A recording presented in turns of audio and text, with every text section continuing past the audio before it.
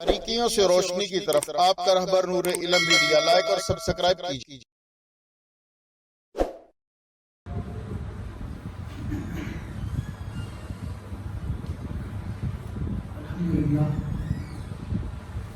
الحمدللہ وحدہ والصلاۃ والسلام علی من لا نبی بعدہ۔ اما بعد فاعوذ باللہ من الشیطان الرجیم، بسم اللہ الرحمن الرحیم۔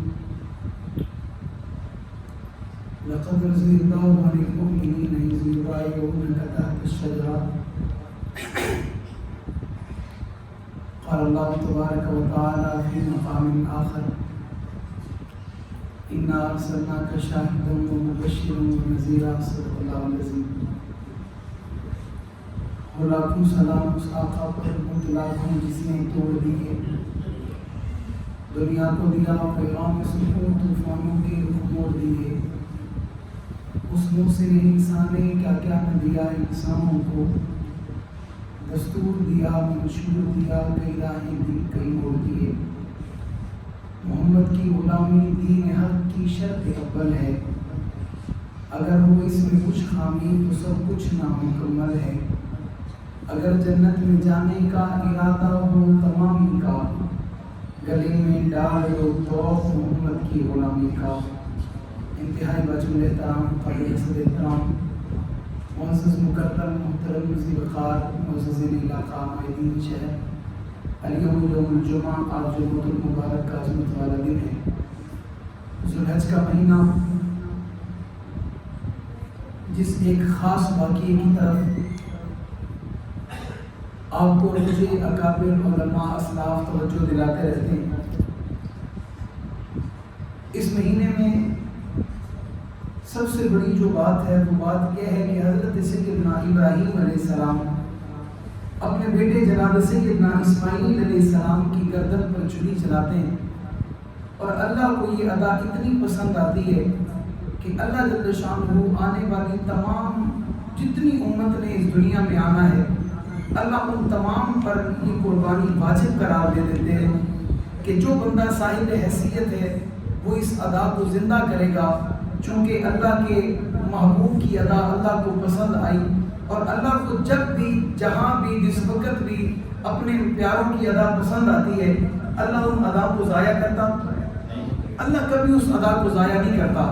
حضرت سیدہ ہاجرہ علیہ السلام صفا مروہ کی پہاڑی پہ دوڑ لگاتی ہیں، جب حضرت سیدنا اسماعیل علیہ السلام کو پیاس ستا رہی ہے، آپ رو رہے ہیں، آپ بلک رہے ہیں، آپ اپنے ہاتھوں کو حرکت کر رہے ہیں، آپ اپنے پاؤں کو حرکت کر رہے ہیں، اور ماں اپنے بیٹے کی اس پیاس کو برداشت نہیں کر پا رہی، تو وہ کبھی یہاں دوڑتی ہیں، کبھی وہاں دوڑتی ہیں۔ اللہ کو حضرت ہاجرہ کی وہ ادا اتنی پسند آئی کہ رہتی دنیا تک کے لیے اللہ نے یہ دستور اور منشور بنا دیا کہ آنے والا یہاں حج کرنے آئے گا، آنے والا یہاں عمرہ کرنے آئے گا، وہ جب تک جناب ہاجرہ کی اس ادا کو نہیں دہرائے گا، نہ اس کا حج مکمل کیا جائے گا، نہ اس کا عمرہ مکمل کیا جائے گا۔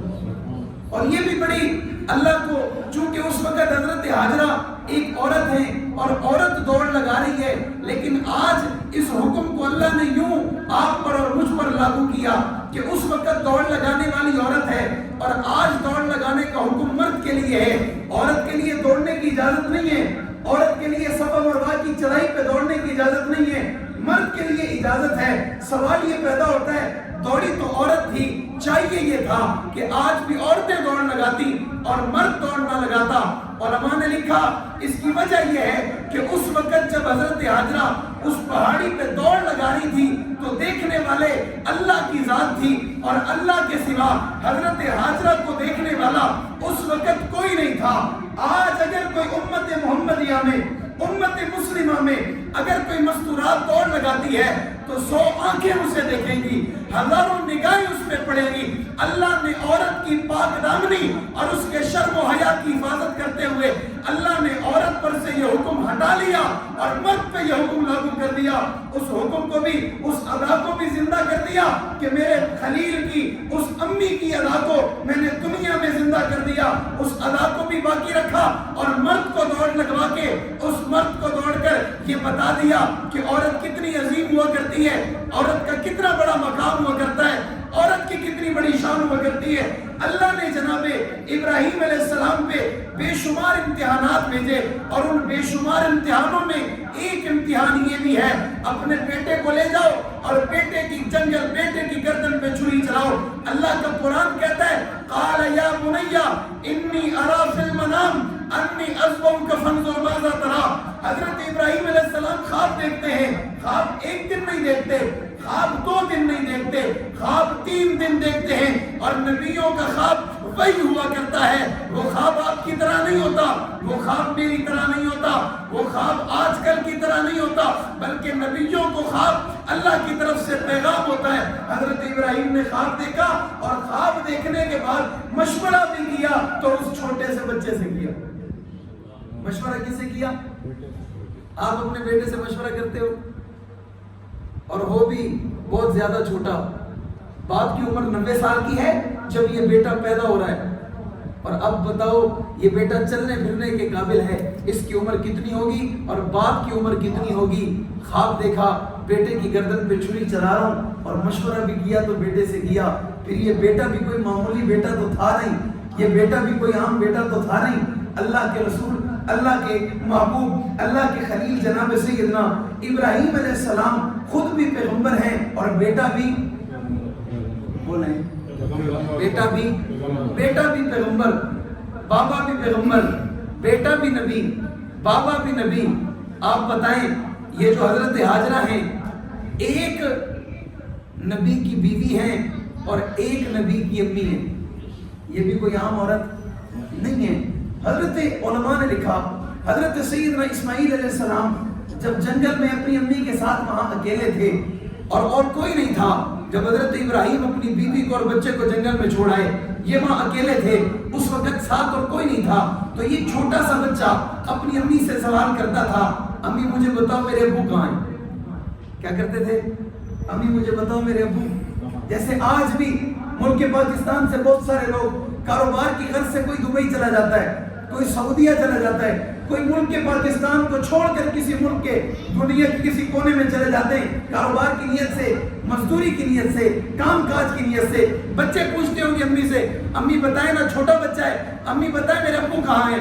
جب بیٹے نے اپنی امی سے پوچھا، حضرت اسماعیل نے، امی بتائیں میرے ابو کہاں ہیں، تو حضرت ہاجرہ نے اپنے بیٹے کی تربیت کی اور اپنے بیٹے کو ایک سبق یاد کرایا، اور وہ سبق یہ تھا، بیٹا ابو آپ کا اللہ کا نبی ہے، ابو آپ کا اللہ کا رسول ہے، ابو آپ کا اللہ کا پیغمبر ہے، وہ کوئی کام اپنی مرضی سے کرتے؟ بولیں، کوئی کام آپ کے ابو اپنی مرضی سے کرتے؟ اللہ حکم دیتے ہیں، آپ کے ابو اسی طرح کرتے۔ اس چھوٹے سے بچے نے اس سبق کو یاد کیا، ابو اللہ کا نبی ہے، ابو اللہ کا رسول ہے، ابو اللہ کا پیغمبر ہے، کوئی کام اپنی مرضی سے نہیں کرتا، اللہ حکم دیتے ہیں، میرے ابو اسی طرح کرتے ہیں۔ جب باپ نے بیٹے سے اس دن مشورہ کیا نا، بیٹا میں نے خواب دیکھا ہے، میں تیری گردن پہ چھری چلا رہا ہوں، بیٹا بھی نبی ہے، بابا بھی نبی ہے، تو بیٹے کو وہ بات یاد آئی کہ ابو تو اللہ کا نبی ہے، ابو تو اللہ کا رسول ہے، ابو تو اللہ کا پیغمبر ہے، کہ جو کوئی کام اپنی مرضی سے کرتے اللہ حکم دیتے ہیں، میرے ابو اسی طرح کرتے ہیں۔ تو بیٹے نے جواب میں کہا، قال یا ابت افعل ما تؤمر ستجدنی انشاءاللہ من الصابرین۔ بابا جان آپ نے جس طرح خواب دیکھا ہے آپ کر گزریے، انشاءاللہ مجھے کل صابرین میں دیکھیں گے، صبر کرنے والوں میں دیکھیں گے۔ اور آپ دنیا جانتی ہے، اسلامی تاریخ کا مطالعہ کریں، قرآن حکیم کو اٹھائیں، احادیث مبارکہ کا مطالعہ کریں، جن لوگوں پر بھی اللہ کے رسول اور دین حنیف کے لیے ظلم ہوا، تشدد ہوا، بربریت ہوئی، اور انہوں نے صبر کیا تو ان کی آخرت میں جگہ ہے، اور جنہوں نے صبر نہیں کیا، جنہوں نے اپنے اس حق کو غلط استعمال کیا، ان میں ان کی آخرت کے لیے جگہ نہیں ہے۔ صبر کرنے والوں کا بڑا مقام ہے۔ اللہ کے رسول حضرت سیدنا عثمان ابن عفان رضی اللہ تعالیٰ عنہ کہ جن کی کل شہادت کا دن گزرا، ہمیں تو معلوم نہیں ہے، ہمیں تو پتہ نہیں ہے، ہمیں تو احساس نہیں ہے، ہمیں تو کوئی بتانے والا نہیں ہے حضرت عثمان غنی کون ہے۔ دنیا کے لوگوں، حضرت عثمان غنی رضی اللہ تعالیٰ عنہ وہ مظلوم مدینہ، وہ صحابی رسول ہے کہ جنہوں نے سب سے پہلے مسلمانوں کے لیے اس وقت کنواں خریدا جب مسلمانوں کو پینے کے لیے پانی میسر نہیں تھا۔ حضرت عثمان غنی رضی اللہ تعالیٰ عنہ وہ عظیم صحابی رسول ہیں کہ جنہوں نے مسجد نبوی کی زمین کو دیکھا کہ اب یہ نمازیوں کے لیے تنگ ہو گئی ہے۔ حضرت عثمان نے اپنے ذاتی پیسوں سے زمین خرید کر مسجد کے لیے وقف کر دی۔ حضرت عثمان غنی رضی اللہ تعالیٰ عنہ وہ عظیم صحابی ہیں کہ عید کا دن ہے، اللہ کے رسول عید کی نماز کے لیے جانے لگے۔ امی عائشہ صدیقہ رضی اللہ تعالیٰ عنہ فرماتی ہیں اللہ کے رسول آج امام الانبیاء کے گھر کھانے کو کچھ نہیں ہے، آج امام الانبیاء کے دروازے پہ اگر کوئی مانگنے والا آ گیا، اگر کوئی سوالی سوال کرنے والا آ گیا تو آج محمد کے گھر میں کھانے کو کچھ نہیں ہے، محمد کے گھر والے اسے کیا دیں گے؟ کسی نے سوال کر لیا، اس کے سوال کو پورا کون کرے گا؟ اللہ کے رسول عید کی نماز پڑھانے چلے گئے۔ جب عید کی نماز پڑھا کر واپس تشریف لائے، آپ نے کیا دیکھا؟ امی عائشہ صدیقہ غریبوں میں گندم تقسیم کر رہی ہیں، غریبوں میں آٹا تقسیم کیا جا رہا ہے، غریبوں میں اناج تقسیم کیا جا رہا ہے۔ اللہ کے رسول نے سوال کیا عائشہ جب میں عید کی نماز کے لیے جا رہا تھا اس وقت تو گھر میں کچھ نہیں تھا، ابھی آپ بہت کچھ غریبوں میں تقسیم کر رہی ہو، عائشہ مجھے بتاؤ اتنا سب کچھ میرے گھر کس نے بھیجا؟ عائشہ مجھے یہ بھی بتاؤ کہ آپ کو میری اور ازواج کا بھی خیال ہے؟ ان کے گھر بھی کچھ نہیں ہے۔ اللہ کے رسول جتنا آپ کے گھر آیا ہے اتنا تمام ازواج کے گھر آیا ہے۔ اللہ کے رسول کہتے ہیں عائشہ مجھے اس شخص کا نام بتاؤ، میں محمد اس کے لیے دعا کرنا چاہتا ہوں۔ اللہ کے رسول آپ کے گھر عید کے دن کھانے کو کچھ نہیں تھا، ابھی آپ کے گھر میں اتنا کچھ ہے کہ اگر 3 دن لوگ آپ کے دروازے پہ سوال کرتے رہیں تو سوال کرنے والے ختم ہو سکتے ہیں لیکن دیا جانے والا مال ختم نہیں ہو سکتا۔ عائشہ یہ کس نے دیا؟ اللہ کے رسول آپ کے یار عثمان بن عفان نے دیا۔ عہد کے موقع ہے، اللہ کے رسول سوال کرتے ہیں میرے صحابہ مال غنیمت میں مال کم ہے، کوئی کھڑا ہو اور مال غنیمت میں مال جمع کرے۔ عثمان کھڑے ہو جاتے ہیں۔ اللہ کے رسول کہتے ہیں عثمان آپ بیٹھو، میں چاہتا ہوں کہ قریش میں سے کھڑا ہو، آپ بیٹھو۔ اللہ کے رسول پھر سوال کرتے ہیں، عثمان پھر کھڑے ہو جاتے ہیں۔ اللہ کے رسول تیسری مرتبہ سوال کرتے ہیں، عثمان پھر کھڑے ہو جاتے ہیں۔ اللہ کے رسول کہتے ہیں عثمان میں نے آپ سے کہا آپ بیٹھو، مجھے پتہ ہے آپ دو گے، آپ بیٹھو، میں چاہتا ہوں کوئی اور کھڑا ہو۔ آسمان سے جبریل آ کر کہتے ہیں یا رسول اللہ فرما رہے مجھے عثمان کا مال پسند ہے، یہ دیتا ہے لے لیجئے، مجھے عثمان کا مال پسند ہے۔ عثمان 100 اونٹ غلے کے لدے لدائے حضور کے حوالے کرتے ہیں، یہ بہت بڑا مالدار ہے، یہ بہت بڑا تاجر ہے، لیکن اس کے ساتھ ہوا کیا ہے؟ کرنے والوں نے کیا کیا ہے؟ یہ اسلام کا وہ مظلوم ہے کہ جس کے وہ کنواں جس نے اپنے پیسوں سے خرید کر کے مسلمانوں کے لیے وقف کیا تھا، آج عثمان کے گھر 40 دن ہو گئے پینے کو پانی نہیں ہے، اور کوئی پانی دے تو اس پہ پابندی ہے، اس کو سزا دی جائے گی۔ عثمان کے گھر پینے کے لیے پانی نہیں ہے۔ آج مدینے کی دھرتی پہ دیکھا جائے کہ عثمان کے گھر جب پانی نہیں ہے تو سب سے زیادہ آنکھوں سے آنسو کس کے نکل رہے ہیں کہ میرا دل کرتا ہے میں عثمان کو پانی پلاؤں، تو آپ کو جو شخص نظر آئے گا اس کا نام جناب حیدر کرار حضرت علی رضی اللہ تعالیٰ عنہ۔ حضرت علی رضی اللہ تعالیٰ عنہ حضرت عثمان غنی کے دروازے پر پہنچتے ہیں، ظالموں نے پہرا دیا ہوا ہے، حضرت علی کہتے ہیں یہ پانی ہے میں عثمان کے لیے لایا ہوں۔ ظالم اس پانی کے اس مٹکے پر تیر مارتے ہیں اور وہ پانی کا مشکیزہ زمین پر گر جاتا ہے، سارا پانی ضائع ہو جاتا ہے۔ حضرت علی کہتے ہیں بدبختو ظلم نہ کرو، زیادتی نہ کرو، عثمان کو پانی کی ضرورت ہے۔ عثمان نے پانی 40 دن ہو گئے نہیں پیا، انہوں نے حضرت علی کی نہیں مانی۔ دنیا کے لوگوں، حضرت علی نے اپنی دستار کو ہوا میں بلند کیا، اور بلند کرنے کا مقصد یہ تھا کاش میری دستار پہ عثمان کی نظر پڑ جائے، کل قیامت کے دن میں عثمان سے کہوں عثمان تیرا بھائی علی پانی دینے آیا تھا، عثمان کہے گا علی میرے بھائی تیری اڑتی ہوئی دستار عثمان نے دیکھ لی تھی، تجھے کہنے کی ضرورت نہیں ہے، مجھے یقین ہے میرا بھائی ضرور آیا ہوگا۔ حضرت علی کی شادی ہے، حضرت علی کے پاس شادی کرنے کے لیے پیسے نہیں ہیں، حضور کے پاس رشتہ مانگنے جانے لگے۔ حضرت ابو بکر عمر نے مشورہ دیا علی حضور کی آخری بیٹی ہے، اس کے بعد حضور کی بیٹی نہیں ہے، یہ حضور کی سب سے چھوٹی اور لاڈلی بیٹی ہے، علی ہمارا دل کرتا ہے آپ جاؤ حضور سے حضرت فاطمہ کا رشتہ مانگو.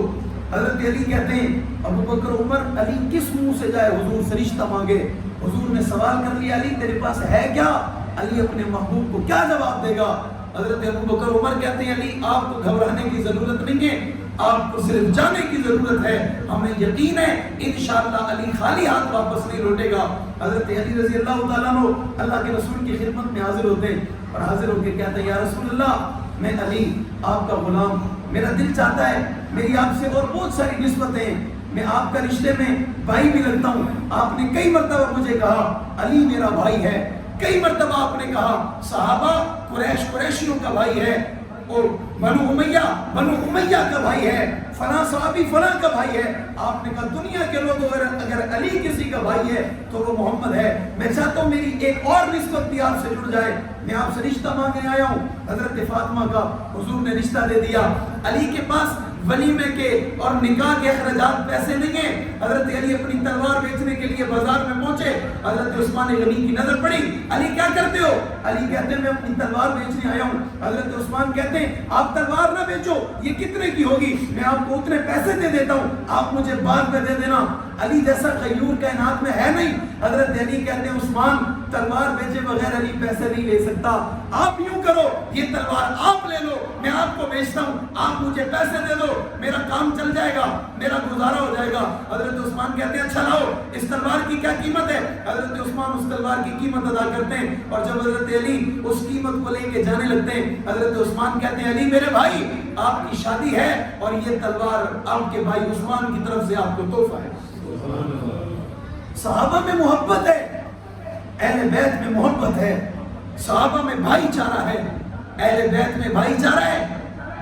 اللہ کا قرآن ان تمام کی عظمت کے لیے کہہ رہا ہے رضی اللہ عنہم ورضوا عنہ, ہم ان سے راضی ہو گئے اور یہ ہم سے راضی ہو گئے. ان اللہ اختارنی واختار علی صحابی, اللہ کے رسول فرما رہے ہیں دنیا کے لوگوں اللہ نے مجھے چنا ان کے لیے اور ان کو چنا میرے لیے, ہم دونوں کو ایک دوسرے کے لیے چنا گیا, میں ان کے لیے آیا اور یہ میرے لیے آئے. آپ نے دیکھا شاگرد بنے تو صحابہ, آپ نے دیکھا دوست بنے تو صحابہ.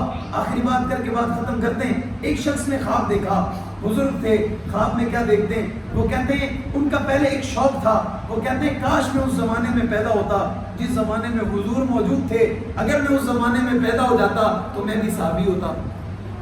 کیا خواہش تھی, میں 1400 سال پہلے پیدا ہوتا, میں بھی صحابی ہوتا, حضور پہ کلمہ پڑھتا, ایمان لاتا, آنکھوں سے حضور کے چہرے کا دیدار کرتا, میں حضور کے ساتھ بدر میں بھی ہوتا, خیبر میں بھی ہوتا, تبوک میں بھی ہوتا, حضور رات کو باہر نکلتے میں ساتھ ہوتا, دن میں ساتھ ہوتا, ہجرت کے موقع میں ساتھ ہوتا, فتح مکہ کے موقع میں ساتھ ہوتا, میرے محبوب جہاں جہاں جاتے میں اپنے محبوب کے ساتھ ہوتا. یہ خواہش ہے. رات کو سوئے, خواب دیکھا, اور خواب میں کیا دیکھتے ہیں, ایک گاڑی ہے اور گاڑی کو خود چلا رہے ہیں, اس گاڑی کی فرنٹ سیٹ پہ حضور تشریف فرما ہے اور پیچھے والی سیٹوں پہ صحابہ بیٹھے ہیں. وہ کہتے ہیں گاڑی کی بریک فیل ہے, میں سوچ رہا ہوں اس گاڑی کو کس طرح روکا جائے, یہ گاڑی کہیں لگے, کہیں ایکسیڈنٹ ہو, اس گاڑی کا نقصان ہو, حضور کو تکلیف نہ ہو, صحابہ کو تکلیف نہ ہو. یہ میری اپنی, میں خواب میں سوچ رہا ہوں کہ ایسا ہو جائے, گاڑی بھی بچ جائے, گاڑی بھلے نہ بچے, میرے محبوب کو خراش نہ آئے, میرے محبوب کو کچھ نہ ہو. یہ اس کے دل کی ایک تمنا اور آرزو ہے. وہ کہتے ہیں گاڑی چل رہی ہے, میں نے چلتی گاڑی سے چھلانگ لگائی, میں نے سوچا کوئی پتھر, کوئی براق اور کوئی اینٹ اٹھا کے اس گاڑی کے ٹائر کے آگے رکھوں کہ یہ چلتی گاڑی رک جائے, حضور بھی محفوظ ہوں, حضور کے صحابہ بھی محفوظ ہوں. وہ کہتے ہیں جب میں نے اینٹ کو اٹھایا, پتھر کو اٹھایا اور میں پیچھے پلٹ کے دیکھا تو میں نے کیا دیکھا, صحابہ اپنے وجود کو گاڑی کے ٹائر کے نیچے دیے ہوئے ہیں اور اس گاڑی کو روک کر کھڑے ہوئے, اس گاڑی کو روک کر کھڑے ہوئے. میری آنکھ کھلی. وہ بزرگ کہتے ہیں میں رونے لگا, میں نے مصلی بچھا لیا, میں نے 2 رکعت پڑھی صلاۃ التوبہ اور اللہ کے سامنے بہت رونے لگا. میں نے کہا ربا مجھے ایک بات تو سمجھ آ گئی, میں اس زمانے میں پیدا کیوں نہیں ہوا, صحابہ اس زمانے میں پیدا کیوں ہو گئے. میں اپنی جان بچا کر نبی کی جان کو بچانا چاہتا تھا, صحابہ اپنی جان دے کر نبی کی جان کو بچانا چاہتے تھے. یہ فرق ہے آپ کے اور میرے ایمان میں اور صحابہ کے ایمان میں, یہ بہت بڑا فرق ہے. ہم کہتے ہیں ہمیں بھی کچھ نہ ہو, ہماری عزت بھی برقرار رہے, ہمارا اسٹیٹس بھی برقرار رہے اور دین کا کام بھی ہو جائے, مولانا عبدالستار توسی رحمۃ اللہ علیہ بہت بڑے اللہ والے بزرگ گزرے. حضرت کا ایک شاگرد حضرت کے پاس آیا, آ کر کہنے لگا حضرت جی میں ایک مسجد میں امام خطیب ہوں اور 10 سال ہو گئے, الحمدللہ 10 سال میں میری مسجد کا ایک بھی مقتدی مجھ سے کبھی ناراض نہیں ہوا. حضرت نے کہا یہ جھوٹ بولتا ہے, تو سچ بات نہیں کرتا ہوگا, تو سچ بیان نہیں کرتا ہوگا, تو دین صحیح بیان نہیں کرتا ہوگا, ڈنڈی مارتا ہوگا. اور آپ کو پتہ ہے حضرت کہتے ہیں حضرت وہ کیسے, میں تو قرآن حدیث کی بات کرتا ہوں. حضرت فرماتے ہیں جب قرآن حدیث کی بات محبوب نے کی تو لوگوں نے محبوب کو نہیں چھوڑا, تو کیسے بچ گیا؟ بات سمجھ آ رہی ہے؟ تجھے دنیا نے کیسے چھوڑ دیا؟ باتیں کرنے والے بات کرتے ہیں, کوئی بھی اچھا کام کرے تو اس پہ بات ہوتی ہے, لیکن کسی کے بات کرنے کی وجہ سے اچھے کام کو چھوڑا جا سکتا؟ اب کوئی بندہ نماز پڑھے, کوئی کہ یار یہ نماز پڑھتا ہے کیوں پڑھتا ہے, تو اس کے کہنے کی وجہ سے نماز چھوڑی جا سکتی, روزے کو چھوڑا جا سکتا, عبادت کو چھوڑا جا سکتا نہیں ہے. اللہ تعالیٰ سب سے پہلے ان باتوں پہ مجھے بعد میں سب کو عمل کرنے کی توفیق عطا فرمائے. وآخر دعوانا الحمدللہ.